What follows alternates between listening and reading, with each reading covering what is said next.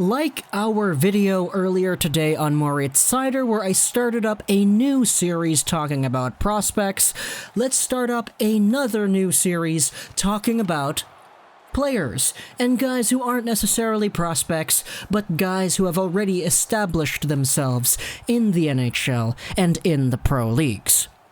In this video, let's talk about Jesperi Kotkaniemi, and these are the kinds of topics that we're going to be bringing up with these kinds of people that we're going to be talking about in these kinds of videos. What's next? Because Jesperi Kotkaniemi is in a very weird spot in terms of his development, in terms of where he is going to play next season, in terms of what people believe would be the most appropriate development place for him and his game next year. And I think it'd be very interesting to actually explore the different options and actually analyze what exactly could be in store for Kotkaniemi. Now, why exactly are we bringing up this idea in this way? Well, it's because Jesperi Kotkaniemi has been on a very weird path ever since the end of his first NHL season. Now, when he was drafted back in 2018, things were great. The Habs got a third overall pick. He was a guy who was really good in Finland. He was looking to be the next, if not better, than Alexander Barkov, and Habs fans were really excited.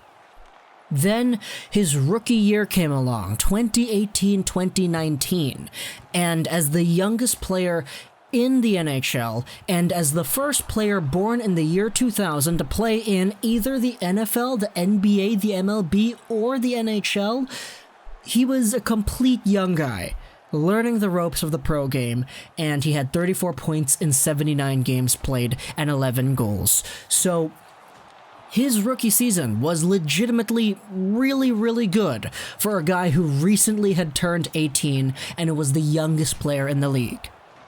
However, his Draft Plus 2 year, which was the year we just completed, was a little bit of just a back and forth, hot potato-like kind of scenario where teams were bouncing him around and people were saying, okay, he kind of has to go somewhere else because playing in the NHL, Jesperi Kotkaniemi was hit with such a big sophomore slump that it really did come across in every category, both in the numbers, both in the possession, both in the way that people would watch him play the game. Kotkaniemi just wasn't as effective.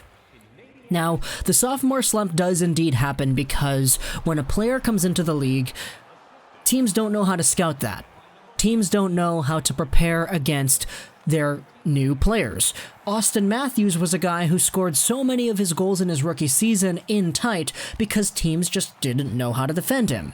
However, in his second year, Matthews needed to learn how to score from outside the in-tight areas because teams learned how to shut him down. That's why the sophomore slump happens. It's because teams have a more identifiable profile as to how a player plays after their first year as opposed to before their first year. So for Kotkaniemi, teams knew how he was going to play. They knew how he was going to move. They knew where he was going to go.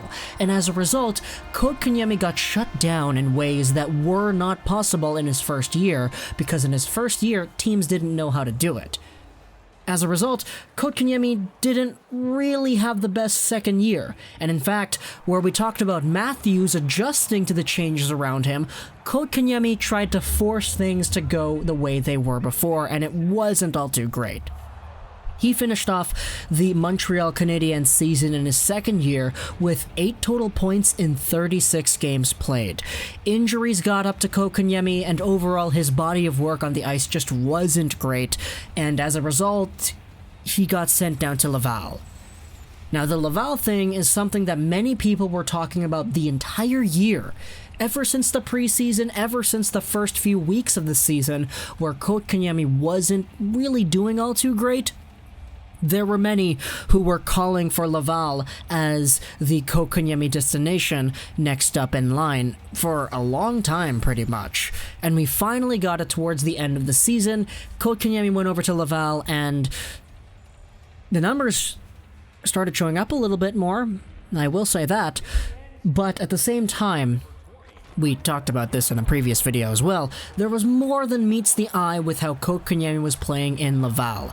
He wasn't necessarily improving. It was just the fact that he was playing with some good offensive line mates, he was making some nice passes, and he was getting some assists, but the reasons Kotkaniemi was sent down to Laval in the first place, to improve his poise with the puck, to improve his decision making, to improve his defensive awareness, to get himself sturdier on his feet, to marinate a little bit more with the pro game, that wasn't really improving all too much, at least from what I saw.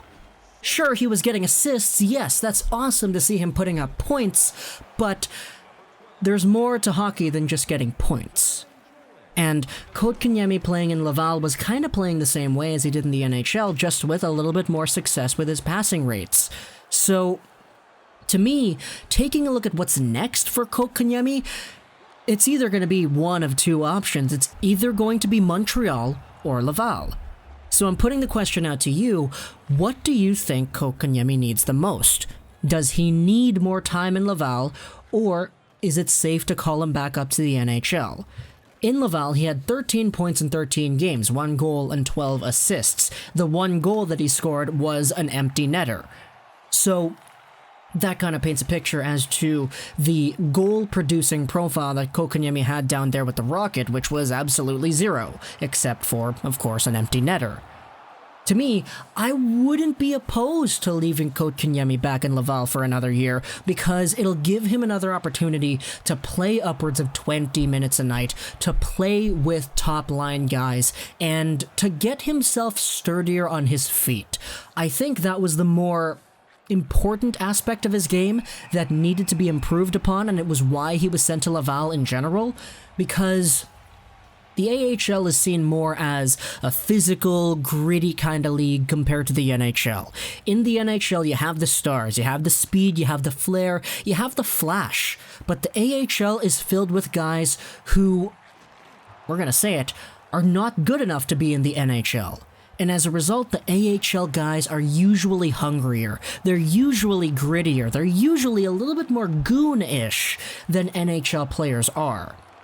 And to me, if Kotkaniemi can go down to the AHL and start to dominate things, start to play the way he did in the NHL last year, start to be sturdier, start to actually find his way on the boards and not get knocked around all too easily, I think that's going to be such a helpful tool for Kotkaniemi when he wants to come back to Montreal. Just being able to tango physically with the best down there in the AHL, to me, seems like a really important skill to his game that he doesn't have all too much. In the Liga, guys aren't really all too physical. As a result, Kotkaniemi focused more on the finesse, more on the skill, more on the point producing.